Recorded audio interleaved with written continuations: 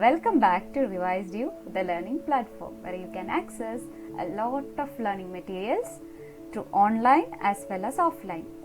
So, we were discussing about animal kingdom and we have discussed the general features and common characters and also some basis of classification in animal kingdom, right? If you miss those sessions, you can just check it in the playlist.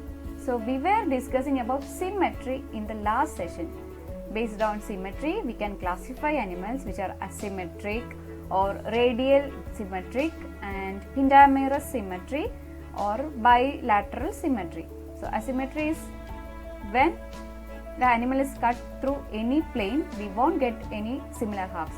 In radial symmetry, when any plane passing through the central axis of the animal divides the organism into two identical halves. In Pentamerous radial symmetry, we get 5 rough equal parts of the animal which is arranged around a central axis. At bilateral symmetry, if we cut the animal through the central axis, we get identical left and right halves of the animal. And today we are going to discuss the 8th criteria for classification, which is germ layers. And based on the number of germ layers, animals are classified into 2 categories. Okay, before going to that, we should know what are germ layers. They are seen during gastrulation, which is the developmental stage in zygote development, right? So gastrulation is the process during embryo development. Here what happens is that during embryo development, the zygote get transformed into blastula first, which is the one layered stage, and then this blastula get transformed into gastrula, which is having more than 1 layers. Okay, so this transformation of blastula to gastrula is known as gastrulation, from one layered stage to several layered stage. So gastrulation is a key phase in embryonic development, where stem cells give rise to 3 germ layers. As you can see in the picture, stem cells are very potent, right? Yes, stem cells are present in the zygote as well as blastula and gastrula also. So stem cells are nothing but they can get transformed into any cells in our body. Okay, so these stem cells are giving rise to 3 layers of germ layers, right? The first one is Ectoderm, and the second one is Mesoderm, and the third layer is Endoderm. So the first layer, Ectoderm, ecto means outermost layer, and the last one, Endoderm, endo means innermost layer, and the center one, Mesoderm, means it is in between those layers. It is in the center of these layers. Clear? So, I repeat, there is 3 germ layers, Ectoderm, Mesoderm and Endoderm. As you can see in the picture, which is a zygote and it developed into blastocyst and then to gastrula, where we can see these 3 layers. Okay, based on the number of layers, animals are classified. First, we will look what is Ectoderm. As we have told already, Ectoderm is the outermost layer or the external layer in gastrula. Okay, so Ectoderm is the outermost layer in gastrula. As you can see the blue portion there, the outermost blue portion in the picture, which is the Ectoderm, and it gives rise to several type of cells or several type of tissues in our body. It can be epidermal cells or neurons in the brain or pigment cells. So Ectoderm give rise to nervous system and its associated parts, also the epidermis. Clear? So Ectoderm give rise to nervous system and epidermis. Ectoderm is the outermost layer in gastrula. Clear? Okay, now we will look the second layer and the middle layer, which is Mesoderm. So Mesoderm is the middle layer in gastrula and which give rise to, do you have a guess Mesoderm gives rise to what? Do you have any guesses? No, no issues. So here Mesoderm gives rise to muscles or connective tissues like blood, bones, etc. So Mesoderm gives rise to muscles or connective tissues like blood, bone, etc. So are you getting any idea, children? Which is the outer layer, which is the innermost layer, which is the middle layer? If not, just look at this picture that I am drawing, and I have drawn a black portion in the innermost region and the red portion in the middle. Clear? And the outermost part is marked with a blue or somewhat blue-green color, right? So this outermost layer of cells is called ectoderm, and this red region having some layers of cells is called mesoderm, which is the middle layer. This is the red region, and the innermost region having black color is the endoderm. Okay, this is the innermost layer.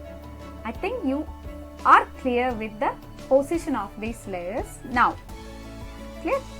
So here Mesoderm gives rise to muscles and connective tissues like blood, bones, etc. Now the final layer, which is endoderm.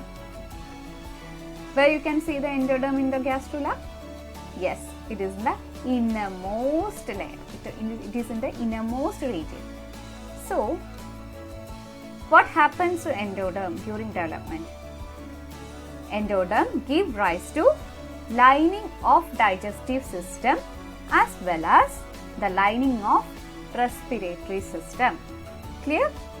So endoderm gives rise to the lining of digestive as well as respiratory systems, and also they give rise to cells in liver and pancreas.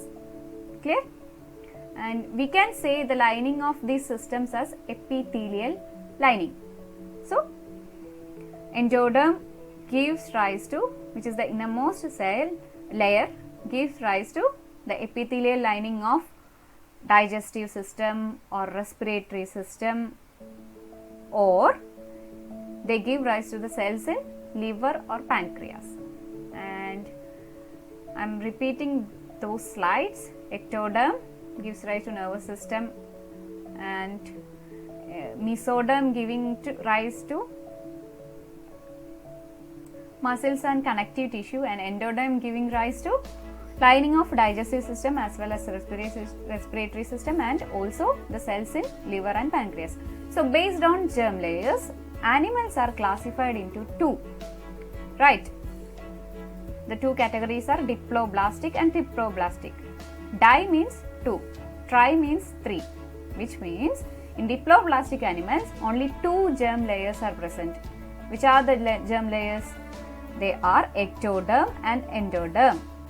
Here instead of mesoderm, a mesoglia is present, which is a loose cell mass, okay, which gives a certain shape to the animal. So mesoderm is absent in Diploblastic, but mesoglia is present. And in Triploblastic animals, 3 germ layers are present, which are ectoderm, and the middle one mesoderm, and the innermost one endoderm. Clear? So based on germ layers, number of germ layers, animals are classified into Diploblastic having ectoderm and endoderm only, and Triploblastic having ectoderm, mesoderm and endoderm. Clear? So we have to look the examples for Diploblastic animals. See, this is the Diploblastic organization. See, you can see the ectoderm in the outermost layer, and I am drawing a green thing in the innermost region. Sorry, the pointer is very large. Okay, so in the innermost region it is endoderm, and you can see a rose structure in between this ectoderm and endoderm. That is called mesoglia. So in Diploblastic animals, how many layers are there? How many germ layers are there? Yes, only 2. Diplo means 2. So only endoderm and ectoderm is present. The examples are coelentrates. here you can see a hydra, and see the epidermis of this hydra is ectoderm, and the innermost lining of hydra is endoderm, and you can see mesoglia also there. Clear? So for diploblastic animals, we have coelentrates as examples. Now we will look the examples for triploblastic. This is a triploblastic organization, and you can see ectoderm, endoderm and mesoderm here. Triploblastic means 3 layers are present. See, the innermost region which I am marking in the yellow color is the endoderm, and the outermost layer which I am going to mark in blue color is the ectoderm, and you can see a red region in between this blue and yellow which is mesoderm. Clear? So examples for triploblastic animals are coming under the categories flatworms to higher organisms.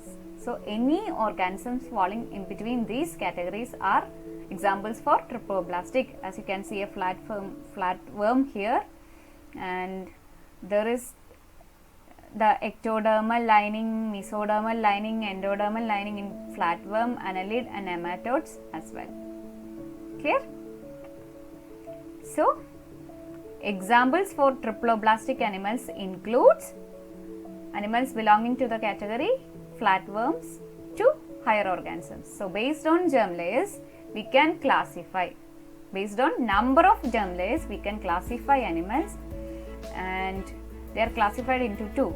Germ layers are seen during gastrulation in the gastrula, where stem cells give rise to several germ layers. Stem cells can differentiate into any cells in our body. Okay. The 3 germ layers are ectoderm, mesoderm and endoderm. Ecto outside, endo innermost, meso in between. So ectoderm gives rise to nervous system and epidermis. Mesoderm gives rise to muscles and connective tissue in the middle region, right?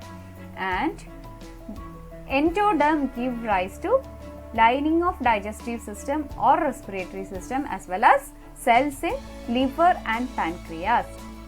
So based on these germ layers, animals are classified into 2, diploblastic and triploblastic. Diplo means di, which is having 2 germ layers, which is ectoderm and endoderm only. Triploblastic means 3 germ layers are there. All the 3 germ layers are there. And in diploblastic animals, we can consider coelentrates, and in triploblastic animals, we can categorize flatworms to higher organisms.